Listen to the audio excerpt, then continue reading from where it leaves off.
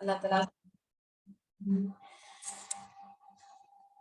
اور یہی ان کے علم کی انتہا ہے. آپ کا رب اس سے خوب واقف ہے جو اس کی راہ سے بھٹک گیا، اور وہی خوب واقف ہے اس سے بھی جو راہ یافتہ ہے. اور اللہ ہی کا ہے جو کچھ آسمانوں میں ہے اور جو کچھ زمینوں میں ہے. اللہ برے عمل کرنے والوں کو ان کے اعمال کا بدلہ اور نیک کام کرنے والوں کو اچھا بدلہ عنایت فرمائیں گے. اور ان لوگوں کو جو بڑے گناہوں سے بچتے ہیں اور بے حیائی سے بھی، سوائے کسی چھوٹے سے گناہ کے. اور آپ دیکھیں کہ یہاں پہ اللہ تعالیٰ بڑے گناہوں سے بھی بچا رہے اور چھوٹے گناہوں سے بھی. اور جو فحاشی ہے وہ بھی، وہ جو کھلا کھلا جو اعلانیہ جو برائی ہوتی ہے وہ.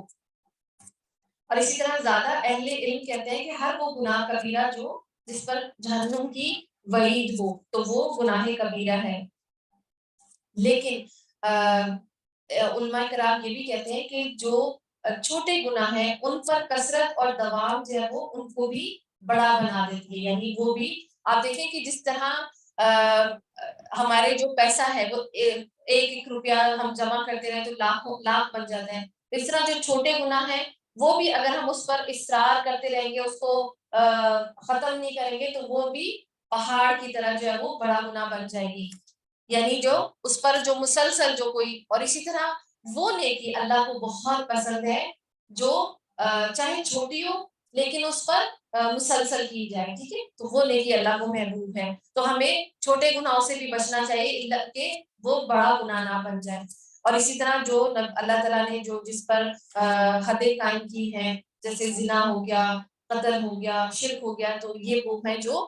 اور اسی طرح ماں باپ کی نافرمانی، یہ سارے بڑے گناہوں میں آتا ہے. اور بے شک تیرا رب بہت کشادہ اور مغفرت والا ہے، وہ تو بخوبی جانتا ہے. اور اسی طرح جو لوگ بڑے گناہوں سے بچتے ہیں تو اللہ تعالیٰ ان کے چھوٹے گناہوں کو بھی معاف فرما دیتا ہے. یعنی اللہ تعالیٰ بخشنے والا ہے. وہ تمہیں بخوبی جانتا ہے جب اس نے تمہیں زمین سے پیدا کیا اور جب تم اپنی ماں کے پیٹ میں بچے تھے، بس تم اپنی پاکیزگی آپ بیان نہ کرو، وہی پرہیزگار کو خوب جانتا ہے. یعنی جو لوگ ہیں وہ اپنی تقوی کا دعویٰ نہ کرتے رہے کہ ہم بہت نمازی ہیں. اور میں ویسے یہ بھی حیران ہوتی ہوں، پہلے کے زمانے میں نا کچھ لوگ اپنے نام کے ساتھ حاجی لگا دیتے تھے. تو اس طرح تو یہاں پہ اس چیز کو اپریشیٹ نہیں کیا گیا کہ اپنی نیکی کا دعویٰ نہ کرتے پھرو. کیا آپ نے، ہاں اگر کچھ لوگ ان کو جو کیونکہ بہت پہلے زمانے میں حج بھی مشکل تھا، ابھی بھی مشکل ہے، لیکن لوگ جو ہے وہ کر کے آتے تھے تو لوگ جیسے ان کو خود مشہور کر دیتے تھے کہ وہ جو ہے وہ جو حاجی صاحب جیسے جو ابھی حج کر کے آئے، تو لوگ خود سے اگر کر دیں تو اس میں کوئی برائی نہیں ہے. اور لوگوں کا اچھے نام ہم رکھ سکتے ہیں، لیکن برے ناموں سے ہم ان کو نہیں بلا سکتے. اور کیا آپ نے اسے دیکھا جس نے منہ موڑ لیا اور بہت کم دیا اور ہاتھ روک لیا؟ کیا اسے علم غیب ہے، وہ سب کچھ دیکھ رہا ہے؟ کیا اسے اس چیز کی خبر نہیں دی گئی جو موسیٰ علیہ السلام کے صحیفوں میں تھا اور وہ وفادار اور ابراہیم کے، کہ کوئی بوجھ اٹھانے والا کسی جان کا بوجھ نہیں اٹھائے گا. یعنی اللہ تعالیٰ جو بھی بوجھ ہے وہ ایک دوسرے کو انفرادی طور پہ بھی، لیکن کوئی بات ہے نا کہ جو گناہ کرتا ہے تو وہ پھر دوسرے کا جو گناہ ہے، جیسے قابیل وہ اس نے گناہ شروع کیا تو دو دوسرے لوگ دنیا میں جو قتل کرتے رہیں گے تو ان کا گناہ بھی ڈالا جائے گا. اور یہ کہ ہر انسان کے لیے صرف وہی ہے جس کی کوشش خود اس نے کی. اور اسی طرح جو لوگ نیک اعمال کرتے ہیں، کہا جاتا ہے نا کہ حدیث کا مفہوم ہے کہ انسان کے فوت ہونے کے بعد اس کے تمام اعمال ختم ہو جاتے ہیں، صرف 3 اعمال باقی رہتے ہیں: ایک صدقہ جاریہ، ایک نیک اولاد اور ایک نفع مند علم. لیکن یہ پیچھے سے آپ کے گھر والوں نے نہیں کرنا، یہ آپ نے خود کرنا. آپ نے خود جو صدقہ جاریہ کیا ہوگا وہ قیامت تک جاری رہے گا، آپ کے مرنے کے بعد بھی جاری رہے گا. اگر آپ نے خود اپنی اولاد کی اچھی تربیت کی ہوگی اور وہ پیچھے سے آپ کے لیے دعا کرے گی تو پھر وہ آپ کے لیے فائدہ دے گی. اور اسی طرح اگر آپ نے علم سیکھا اور پھر دوسروں کو سکھایا تو پھر یہ اعمال جو ہے وہ جاری رہیں گے، ورنہ تو آپ کا سب کچھ ختم ہی ہو جائے گا. تو اس کے لیے کیا ہے کہ الا ما سعی، کہ انسان نے جو کیا، جو اس نے خود کوشش کی ہوگی اس کو وہ ملے گا. اور یہ کہ بے شک اس کی کوشش عنقریب دیکھی جائے گی، پھر اسے پورا پورا بدلہ دیا جائے گا. اور یہ کہ آپ کے رب ہی کی طرف سے پہنچا ہے. اور اسی طرح جیسے کچھ لوگ ہوتے ہیں اگر ان کے بچے وغیرہ نہیں ہیں تو میں یہ سوچ رہی تھی کہ ان کے پاس تو 2 آپشن رہ جائیں گے کہ یا تو وہ علم سیکھیں اور سکھائیں یا وہ صدقہ جاریہ کریں. اب وہ کچھ لوگ ایسے ہوتے ہیں وہ تو بس یہی کہتے رہتے ہیں کہ بس اب تو ہمارے تو بچے ہی نہیں ہیں، اب ہمارے بچے نہیں ہیں. آپ دیکھیں کہ دو اتنے بڑی بڑی فائدے ہیں. اگر آپ نہیں ہیں بچے تو آپ علم سیکھ لیں. وہ حضرت ہے نا امام بخاری، انہوں نے کیا کیا تھا، ان کا علم، انہوں نے شادی نہیں کی تو بچے بھی نہیں ہیں. تو اسی طرح جو لوگ شادی نہیں، ابھی جن کی شادی نہیں ہو رہی، تو وہ کیا کریں، علم سیکھیں اور سکھائیں اور صدقہ کریں، یعنی اللہ کی راہ میں، اور یہ علم بھی صدقہ جاریہ بن جائے گا. اور یہ کہ آپ کے رب ہی کی طرف پہنچنا ہے، اور یہ کہ وہی ہنساتا ہے اور وہی رلاتا ہے، اور یہ کہ وہی مارتا ہے اور زندہ کرتا ہے، اور یہ کہ اسی نے جوڑا یعنی نر اور مادہ پیدا کیا اور نطفے سے جب کہ وہ ٹپکایا جاتا ہے، اور یہ کہ اس کے ذمے دوبارہ پیدا کرنا. اور اسی طرح جو لوگ چاہتے ہیں کہ ہمارے بچے جو ہے وہ ہم ان کی اچھی تربیت کریں، تو آپ دیکھیں کہ جو تربیت ہے وہ کہاں سے شروع ہوتی ہے. تربیت جو ہے وہ نیک زوج، جب آپ شادی کرتے ہیں نا تو تربیت کہیں سے شروع ہو جاتی ہے. ہاں، نیک شوہر اور نیک ماں.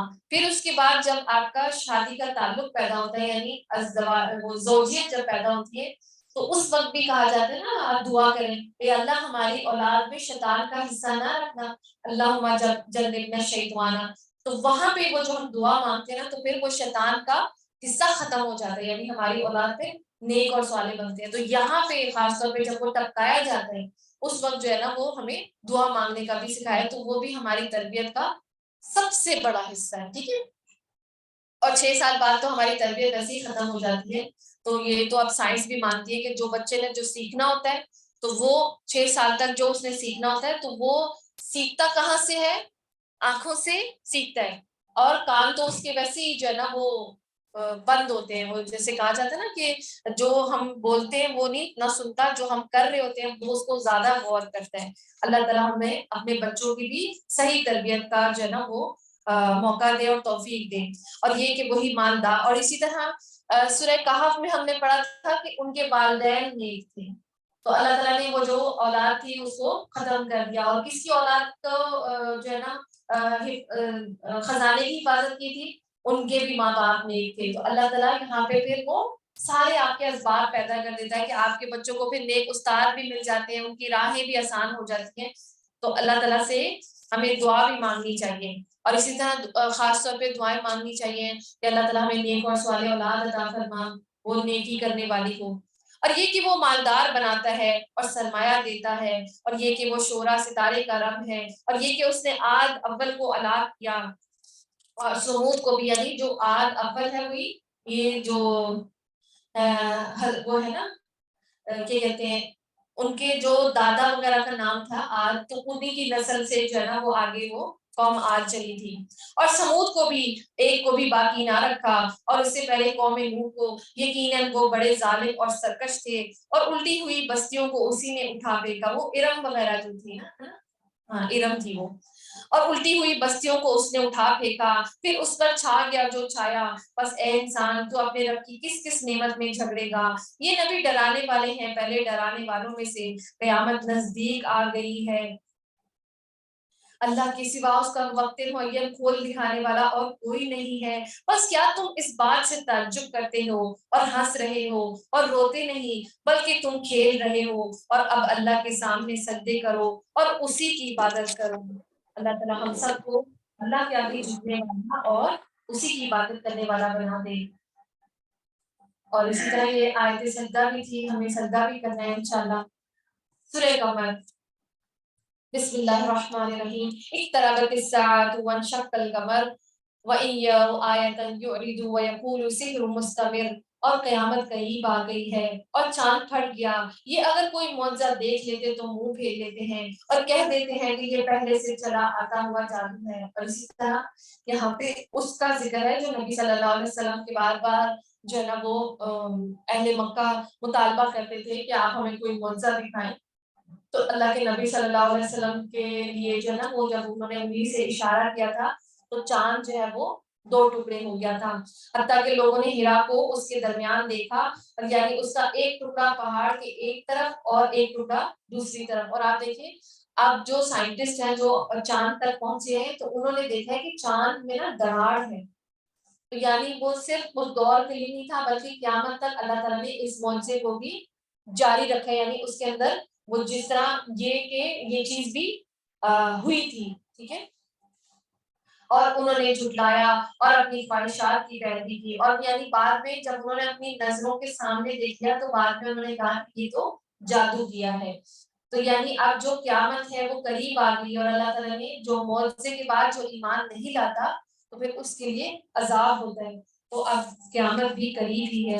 اور انہوں نے جھٹلایا اور اپنی خواہشات کی پیروی کی، اور ہر کام ٹھہرے ہوئے وقت پر مقرر ہے، یقیناً ان کے پاس وہ خبریں آ چکی جن میں ڈانٹ ڈپٹ ہے اور کامل عقل کی بات ہے، لیکن ان ڈراوی باتوں نے بھی کچھ فائدہ نہ دیا۔ بس اے نبی صلی اللہ علیہ وسلم تم ان سے اعراض کرو، جس دن ایک پکارنے والا ناگوار چیز کی طرف پکارے گا، یہ جھکی آنکھوں قبروں سے اس طرح نکل کھڑے ہوں گے کہ گویا وہ پھیلا ہوا ٹڈی دل ہے، یعنی جب سور پھونکا جائے گا تو یہ اپنی قبروں سے ایسے نکلیں گے جیسے وہ جو ہوتا ہے ٹڈی دل جو پچھلے دنوں بھی پتہ نہیں گرمیوں میں پتہ نہیں ایسے چھایا ہوا تھا، تو اس طرح جو ہے نا وہ جو فصلوں پہ پھیل جاتے ہیں اس طرح یہ اپنی قبروں سے نکلیں گے اور پکارنے والے کی طرف دوڑتے ہوں گے، اور کافر کہیں گے یہ دن تو بہت سخت ہے، ان سے پہلے قوم لوط نے بھی ہمارے بندے کو جھٹلایا اور دیوانہ بتلا کر جھڑک دیا گیا، بس اس نے اپنے رب سے دعا کی کہ میں بے بس ہوں تو میری مدد کر، بس ہم نے آسمان کے دروازوں کو زور کے مینے سے کھول دیا اور زمین سے چشموں کو جاری کر دیا، یعنی حضرت نوح علیہ السلام کے لیے جب اوپر سے بھی پانی ابلا اور نیچے سے بھی پانی ابل گیا اور زمین سے چشموں کو جاری کر دیا،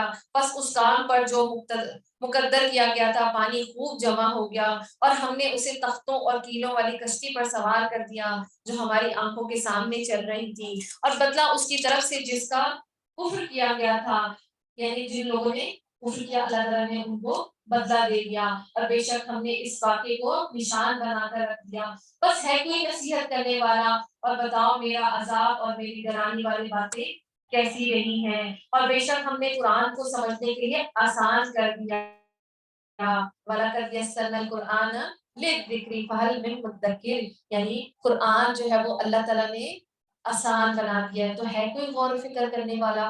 اور اسی طرح کچھ لوگ جو ہے وہ قرآن جو ہے وہ ان لوگوں کو پڑھاتے اور سکھاتے ہیں جو دنیا کی علم حاصل نہیں کر سکتے، تو اللہ کی شان ہے کہ اللہ ایسے لوگوں کو بھی قرآن جو ہے وہ سمجھنے اور ان پر فہم ان کو عطا فرماتا ہے۔ اور آپ یقین کریں کہ میں پڑھ رہی ہوں تو مجھے تو لگتا ہے کہ جو جیسے کچھ لوگ کہتے ہیں نا وہ اسلامک اسٹڈیز اور یہ تو بہت کوئی ایسے لوگ کرتے ہیں جن کو باقی سائنس وغیرہ سمجھ نہیں آتی، میتھ سمجھ نہیں آتی، حالانکہ میں نے سائنس بھی پڑھی ہے، لیکن آپ یقین کریں کہ یہ بہت مشکل ہے، اس میں عربی اتنی زبان اتنی مشکل ہے، ایک لفظ کے 70 معنی ہیں، تو اتنی مشکل ہے، اور پھر عربی اس کی تفاسیر اور اس کی جو یہ وراثت ہے وہ بھی اسی کے اندر ہے، سائنس ہے وہ بھی اسی کے اندر ہے، اکنامکس ہے وہ بھی اسی کے اندر ہے، تو بچا کیا؟ اسٹرونومی، یہ جو ابھی نجم ہم نے سورہ نجم پڑھی، سورہ قمر، اسٹرونومی بھی ساری اس کے اندر ہے، تو یہ سب سے مشکل ہے، لیکن اللہ تعالیٰ نے اس کو آسان بنا دیا ہے، اور اسی طرح اس کا فہم حاصل کرنا بھی اور اس کا یاد کرنا بھی، جیسے آپ دیکھیں کہ اللہ تعالیٰ نے کتنے حفاظ کرام ہیں، بچہ جو ہے وہ حفظ کر رہے ہیں، تو اس کی آیتوں کو یاد کرنا بھی اللہ نے آسان بنا دیا ہے۔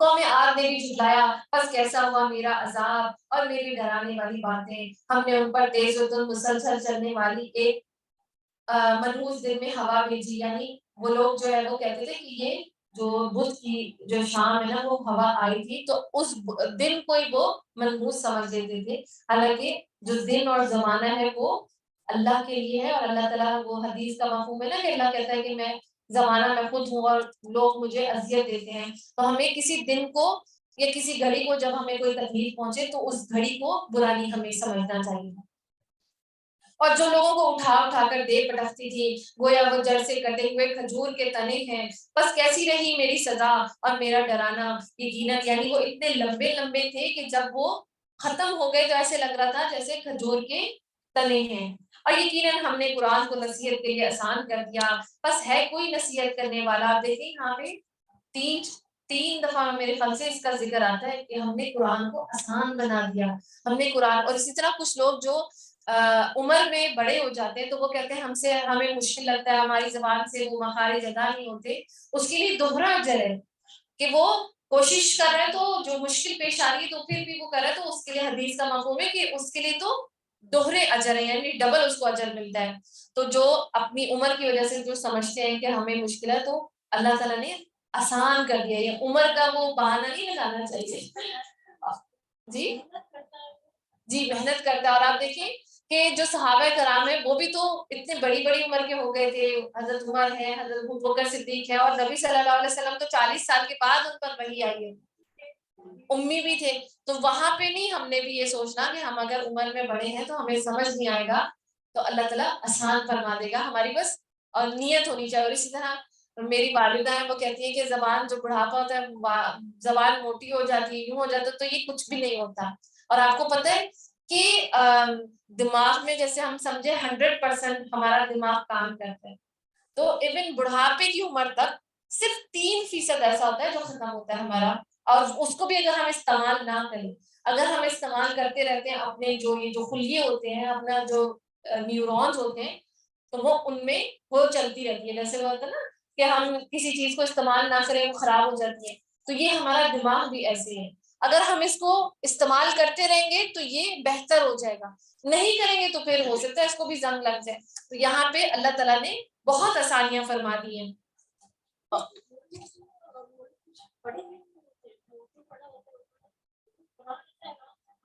جی جی بالکل، تو ہمیں کوشش کرنی چاہیے، نیت بھی کرنی چاہیے، تو اللہ تعالیٰ نے یہاں پہ وَلَقَدْ یعنی واو بھی وہ ہے قسم ہے، اور تحقیق بھی، لقد یعنی البتہ تحقیق ہم نے قرآن کو آسان کر دیا، اس میں کوئی شک نہیں ہے، آپ کر کے تو دیکھیں اور اللہ تعالیٰ ضرور آسان کر دے گا۔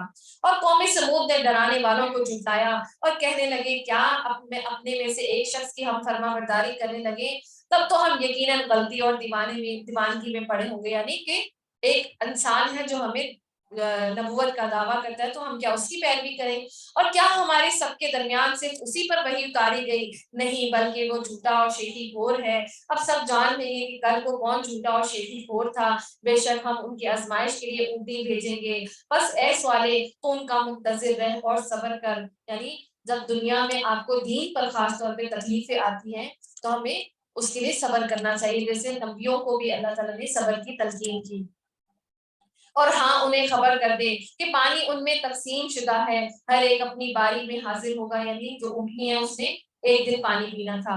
انہوں نے اپنے رفیق کو آواز دی، کہا جاتا ہے کہ اس کا نام جو جس نے اس کو مارا تھا اس کا نام تھا کدار بن سالم، تو اس کو جیسے آواز دی جس نے وار کیا اور پونچھیں کاٹ دی، بس وہ کیوں ہو کر ہوا میرا عذاب اور میرا ڈرانا، ہم نے ان پر ایک چیخ بھیجی، بس وہ ایسے ہو گئے جیسے باڑ والے کی سوکھی اور ٹوٹی ہوئی گھاس، اور ہم نے نصیحت کے لیے قرآن کو آسان کر دیا، بس ہے کوئی نصیحت پکڑنے والا؟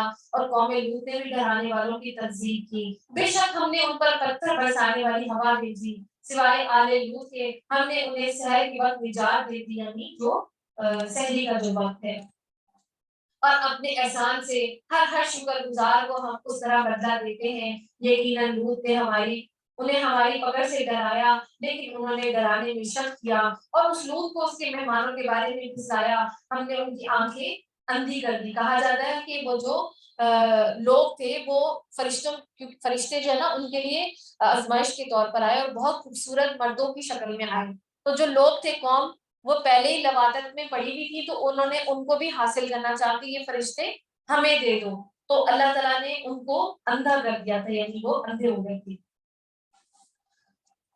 اور کہہ دیا میرا عذاب اور میرا ڈرانا چکھو، اور یقینی بات ہے کہ انہیں صبح سویرے ہی ایک جگہ پکڑنے والے مقرر عذاب نے غارت کر دیا، بس میرے عذاب اور میرے ڈراوے کا مزہ چکھو، اور یقیناً ہم نے قرآن کو واز کے لیے نصیحت کے لیے آسان کر دیا، یعنی یہ چوتھی دفعہ آ رہا ہے نا اللہ تعالیٰ نے قرآن کو آسان کر دیا ہے، بس کیا ہے کوئی نصیحت کرنے والا؟ اور فرعونیوں کے پاس بھی ایک ڈرانے والے آئے، انہوں نے ہماری تمام نشانیاں جھٹلا دی، بس ہم نے انہیں بڑے غالب کو بھی پکڑنے والے کی طرح پکڑ لیا، اور اے قریشیو یعنی اب کفار کے لیے جو ہے نا وہ آ رہا ہے، اکفارکم خیر من اولئکم کہ کیا تمہارے کافر ان کافروں سے کچھ بہتر ہیں یا تمہارے لیے اگلی کتابوں میں چھٹکارا لکھا ہوا ہے. یعنی اب یہ تمام اس دور میں اہل مکہ کو بھی جو کفار ہیں قریش ہیں ان کو بھی مخاطب ہے, اور اب جو دنیا میں جو باقی کافر ہیں ان کو بھی, کہ جو پہلے جن کے ساتھ ہم نے ایسا سلوک کیا کہ وہ بہتر ہے یا تم, کیونکہ جسامت اور قوت کے لحاظ سے تو وہ لوگ بہتر تھے, تو اب یہ لوگ بھی کچھ بھی نہیں کر سکیں گے. اور اگلی کتابوں میں چھٹکارا لکھا ہوا ہے, یعنی اللہ کے لیے تم نے کوئی وعدے لیے ہیں کہ تم بچ جاؤ گے, اور یا یہ کہتے ہیں ہم غلبہ پانے والی جماعت ہے, عنقریب یہ جماعت شکست دی جائے گی اور پیٹ دے کر بھاگے گی. جیسے جنگ بدر میں بھی ایسے ہوا تھا کہ اللہ تعالیٰ نے مسلمانوں کی مدد کی اور ان کو عذاب دے دیا. بلکہ قیامت کی گھڑی ان کے وعدے کا وقت ہے, اور قیامت بڑی سخت اور کڑوی چیز ہے, اور بے شک گناہگار گمراہی میں اور عذاب میں ہے. اور جس دن وہ اپنے منہ کے بل آگ میں گھسیٹے جائیں گے اور ان سے کہا جائے گا کہ دوزخ کی آگ لگنے کے مزے چکھو, بے شک ہم نے ہر چیز کو ایک مقرر اندازے پر پیدا کیا ہے, اور ہمارا حکم صرف ایک دفعہ ہی ہوتا ہے جیسے آنکھ کا جھپکنا, اور ہم تمہارے کتنے ہی ہم مشرکوں کو ہلاک کر چکے ہیں, بس ہے کوئی نصیحت کرنے والا لینے والا. اور جو کچھ انہوں نے اعمال کیے ہیں سب نامہ اعمال میں لکھے ہوئے ہیں, اور اس طرح ہر چھوٹی بڑی بات بھی لکھی ہوئی ہے. یقیناً ہمارا ڈر رکھنے والے جنتوں اور نہروں میں ہیں, اور راستی اور عزت کی بیٹھک میں اور قدرت والے بادشاہ کے پاس ہیں. یعنی جو نیک اعمال کرتے ہیں اور اللہ سے ڈرتے ہیں تو اللہ تعالیٰ ان کو جنتوں میں شامل کرے گا. تو اللہ ہمیں بھی جنت الفردوس عطا فرمائے, آمین. سورہ الرحمن. بسم اللہ الرحمن الرحیم. الرحمن علم القرآن خلق الانسان علمہ البیان الشمس والقمر بحسبان. شروع اللہ کے نام سے جو بہت مہربان اور نہایت رحم والا ہے. رحمان, قسم ہے رحمان نے قرآن سکھایا اور اسی نے انسان کو پیدا کیا اور اسے بولنا سکھایا, آفتاب اور محتاب کو حساب سے مقرر حساب سے. اور آپ دیکھیں کہ یہاں پہ اللہ تعالیٰ نے قرآن جو ہے وہ اس سے علم سکھایا, اور اس کے بعد اسے کہا جا رہا ہے علامہ البیان, کہ اللہ تعالیٰ نے انسان کو بولنا سکھایا. تو یعنی یہاں پہ حسن بیان کی بھی جو ہے اللہ تعالیٰ تعریف سکھا رہے ہیں. اور بیلے اور درخت دونوں سجدہ کرتے ہیں, اور اسی نے آسمان کو بلند کیا اور اس نے ترازو رکھی. یعنی کہ ایک ترازو وہ ہے جو ہم اس قرآن کے ذریعے عدل اور انصاف سیکھتے ہیں, اور ایک ترازو وہ جب میزان جو ہے وہ قائم ہوگا. اور تاکہ تم تولنے میں تجاوز نہ کرو اور انصاف کو کے ساتھ وزن کو ٹھیک رکھو اور تول میں کم نہ کر دو. اور اسی نے مخلوق کے لیے زمین بچھا دی جس میں میوے ہیں اور خوشے والی کھجور کے درخت ہیں اور بھس والا اناج ہے اور خوشبودار پھول ہیں. اور بس اے انسان اور جنوں, تم اپنے رب کی کس کس نعمت کو جھٹلاؤ گے. فبأي آلاء ربكما تكذبان.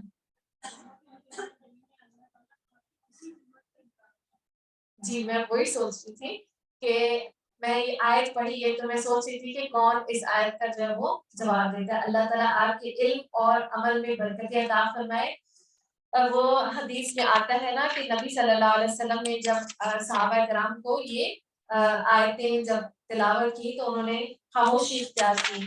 تو اس پر جو ہے نا وہ نبی صلی اللہ علیہ وسلم نے فرمایا کہ جو ہے نا جن جو تھے ان پر جب یہ تلاوت کی گئی تو ان کا جواب تم سے بہتر تھا. اور ان کا جواب کیا تھا؟ لا بشیء من نعمک ربنا نکذب فلک الحمد. اے ہمارے رب, ہم تیری کسی بھی نعمت کی تکذیب نہیں کرتے, بس تمام تعریفیں تیرے ہی لیے ہیں. یعنی جی کہ ہم تیری کسی نعمت کا انکار نہیں کرتے. اللہ تعالیٰ یہاں پہ اپنی نعمتوں کو جو ہے نا وہ ان کا ذکر کرتا ہے, اور کہا جاتا ہے یہ 31 دفعہ جو ہے نا یہ آیت جو ہے نا ریپیٹ ہوئی ہے.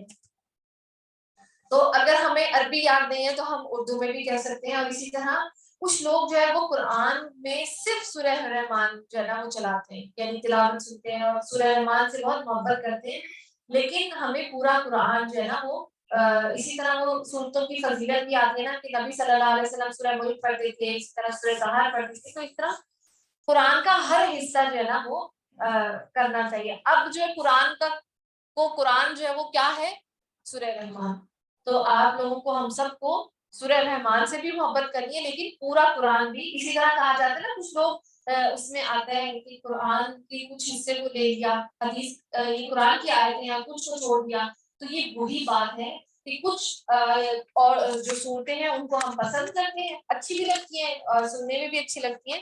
تو اس طرح سب کو ہم نے لینا ہے اور کسی خاص کو جو ہے نا خاص نہیں کرنا. جی پورے قرآن کو پڑھنا چاہیے.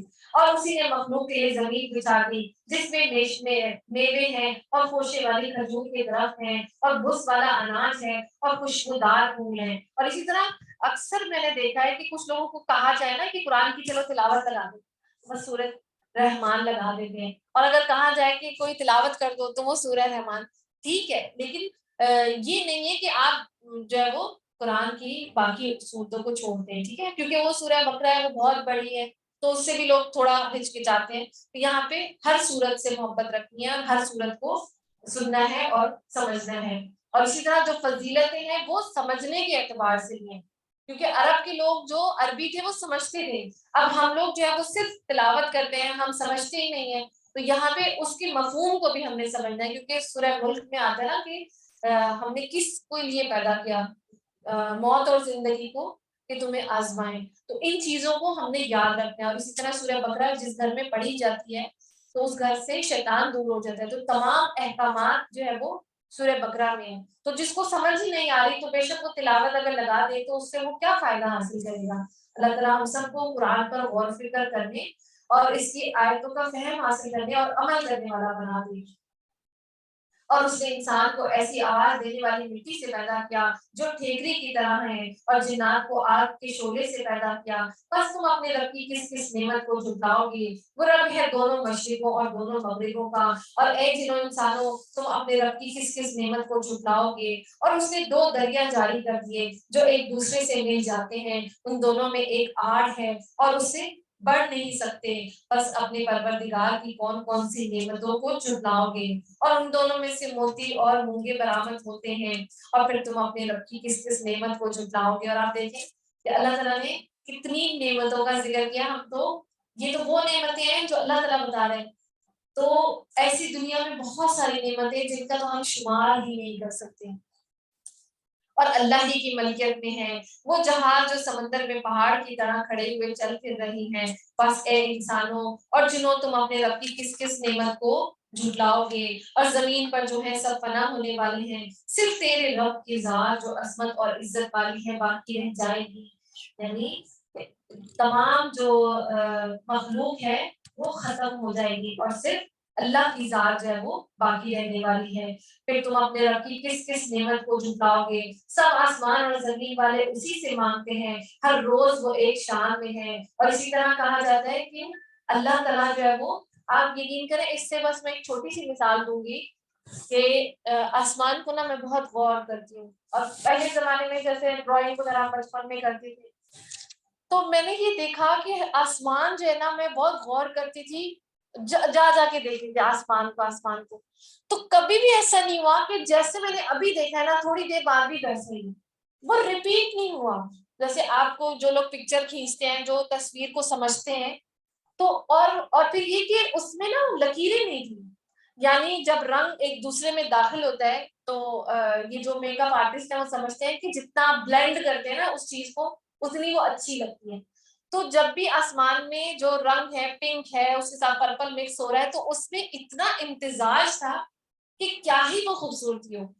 تو اللہ تعالیٰ دنیا کے اعتبار سے بھی جو ہر چیز ایک نئی شان میں وہ بدلتی رہتی ہے، وہ پہلے جیسی نہیں ہے. آپ دیکھ لیں دنیا جو ہے وہ اپنی اس طرح کئی رنگ بدلتی ہے. پھر اس طرح یہ ہمارے جو موسم بدلتے ہیں، ہر روز کوئی نیا موسم ہوتا ہے. تو اس طرح اللہ بھی نئی شان میں قدرت کے اعتبار سے بھی، اور اللہ کی ذات بہتر جانتی ہے کہ اللہ تعالیٰ روز کسی نئے وہ ہے اس میں ہے شان میں، یہ اللہ بہتر جانتا ہے. جی باقی اب ہم نے اس کے بارے میں بھی دیکھے، میں نے دیکھی قوس و قزح کہ جو دنیا میں ہم بناتے ہیں نا تو اس میں ہم لائن بناتے ہیں.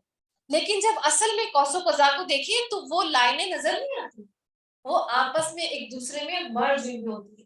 تو یہ اللہ کی نئی شان ہے. اور اسی طرح ایک اور بارے میں آتا ہے کہ یہ جو قرآن ہے وہ جو جانور ہے نا، تو بہت تحقیق ہو گئی کہ سب جانوروں کو پتا معلوم کر لیا کہ یہ جانور ہیں، یہ خشکی کے ہیں، یہ تری کے ہیں.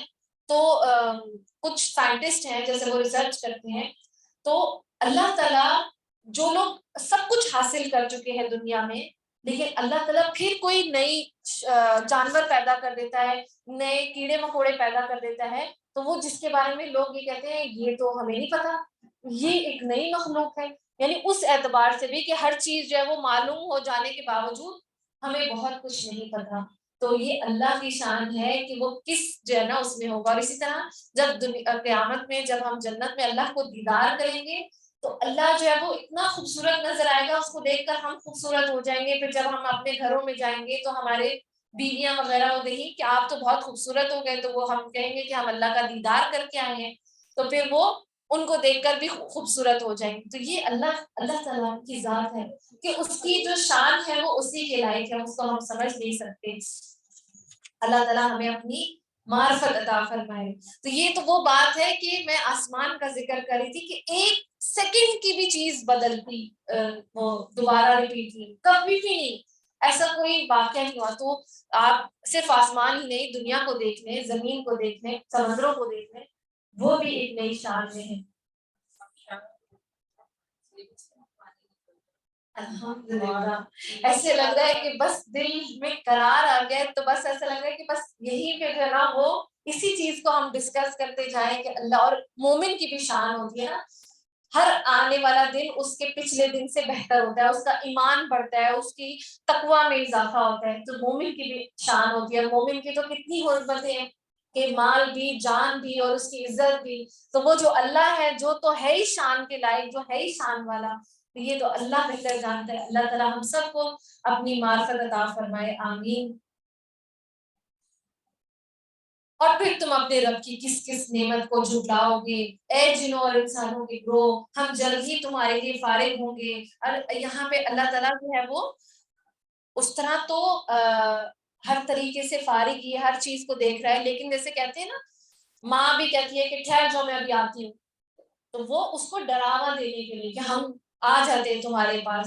پھر تم اپنے رب کی کس کس نعمت کو جھٹلاؤ گے، اے گروہ جنوں انس، اگر تم میں آسمان اور زمین کے کناروں سے باہر نکل جانے کی طاقت ہے تو نکل بھاگو، بغیر غلبے اور طاقت کے تم نہیں نکل سکتے. پھر اپنے رب کی کس کس نعمت کو جھٹلاؤ گے، تم پر آگ کے شعلے اور دھواں چھوڑا جائے گا، پھر تم اس کا مقابلہ نہ کر سکو گے. پھر اپنے رب کی کن کن نعمتوں کو جھٹلاؤ گے، پر جبکہ آسمان پھٹ کر سرخ ہو جائے جیسے کہ سرخ چمڑا، بس تم اپنے رب کی کس کس نعمت کو جھٹلاؤ گے.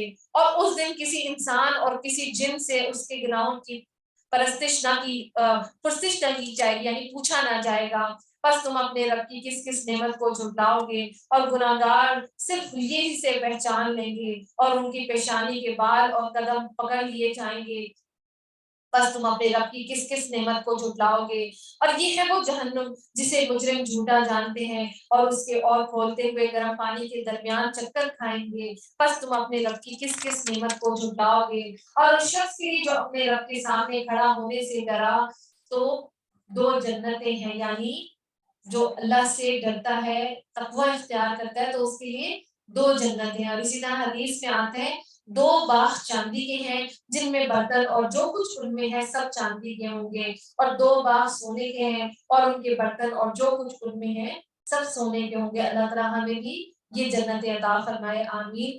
بس تم اپنے رب کی کس کس نعمت کو جھٹلاؤ گے، اور دونوں جنتیں بہت سی ٹہنیوں اور شاخوں والی ہیں. بس تم اپنے رب کی کس کس نعمت کو جھٹلاؤ گے، ان دونوں جنتوں میں دو بہتے ہوئے چشمے ہیں. بس تم اپنے رب کی کس کس نعمت کو جھٹلاؤ گے، اور ان دونوں جنتوں میں ہر قسم کی میووں کی دو قسمیں ہوں گی.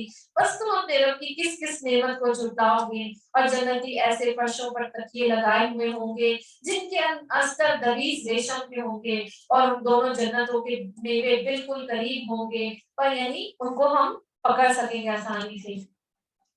بس تم اپنے رب کی کس کس نعمت کو جھٹلاؤ گے. وہاں شرمیلی نیچی نگاہ والے ہوئے ہیں جنہیں ان سے پہلے کسی جن اور انس نے ہاتھ نہیں لگائے، یعنی اللہ تعالیٰ نے ان کو وہاں پہ پیدا کرے گا اور اسی طرح وہ کماری ہوگی۔ اور اسی طرح حدیث میں آتا ہے کہ ان کے حسن اور جمال کی وجہ سے ان کی پنڈلی کا گودا گوشت اور ہڈی کے پیچھے سے نظر آئے گا۔ اور اسی طرح دوسری روایت میں آتا ہے کہ جنتیوں کی بیویاں اتنی حسین اور جمیل ہوں گی کہ اگر ان میں سے ایک عورت اہل ارض کی طرف جھانک لے تو آسمان اور زمین کے درمیان کا سارا حصہ چمک اٹھے اور خوشبو سے بھر جائے، اور اس کے سر کا دوپٹہ اتنا قیمتی ہوگا کہ وہ دنیا اور ما فیہا سے بہتر ہے، یعنی وہ اتنی خوبصورت ہوگی۔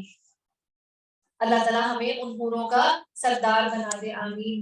اور وہ حوریں مثل یاقوت اور مونگے کے ہوں گی، بس تم اپنے، یعنی جو موتی بھی ہوتے ہیں وہ کیسے چھپے ہوئے ہوتے ہیں، اور اسی طرح جو ہم لوگ دنیا کے جو پتھر ہوتے ہیں ان کو ریشمی کپڑوں میں لپیٹ لپیٹ کر رکھتے ہیں، تو وہ ایسے چھپائی ہوئی ہوں گی۔ بس تم اپنے رب کی کس کس نعمت کو جھٹلاؤ گے، اور احسان کا بدلہ احسان کے سوا کیا ہے، بس تم اپنے رب کی، یعنی جو ہم احسان کرتے ہیں اس کا بدلہ بھی احسان ہی ہونا چاہیے، اور احسان کیا ہے، حد سے زیادہ دینا۔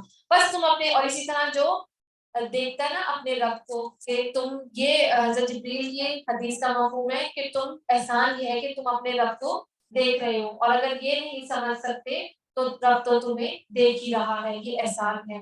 بس تم اپنے رب کی کس کس نعمت کو جھٹلاؤ گے، اور ان کے سوا دو جنتیں اور ہیں، پھر تم اے انسانوں اور جنوں اپنے رب کی کون کون سی جنت کو جھٹلاؤ گے جو دونوں گہری سب سیاہی مائل ہیں، پر بتاؤ اپنے پروردگار کی کس کس نعمت کو جھٹلاؤ گے، اور ان میں دو جوش سے ابلنے والے چشمے ہیں، پھر اے انسانوں اور جنوں اپنے رب کی کون کون سی نعمت کو جھٹلاؤ گے، اور ان دونوں میوے اور کھجور اور انار ہوں گے، اور کیا اب بھی رب کی کس کس نعمت کو تم جھٹلاؤ گے، اور ان میں نیک سیرت خوبصورت عورتیں ہیں، بس تم اپنے رب کی کس کس نعمت کو جھٹلاؤ گے، اور وہ حوریں خیموں میں رہنے والیاں ہیں، بس اے انسانوں اور جنوں تم اپنے رب کی کس کس نعمت کو جھٹلاؤ گے، اور ان کو اہل جنت سے پہلے نہ کسی انسان نے ہاتھ لگایا نہ کسی جن نے، بس اپنے پروردگار کی کون کون سی نعمت کے ساتھ تم تکذیب کرتے ہو۔ اور اسی طرح جو لوگ جنت میں جائیں گے تو جو عورتیں جو دنیا میں شادی شدہ ہیں تو وہاں جا کر وہ بھی کنواری ہو جائیں گی، ٹھیک ہے، حدیث کا مفہوم آتا ہے یہ۔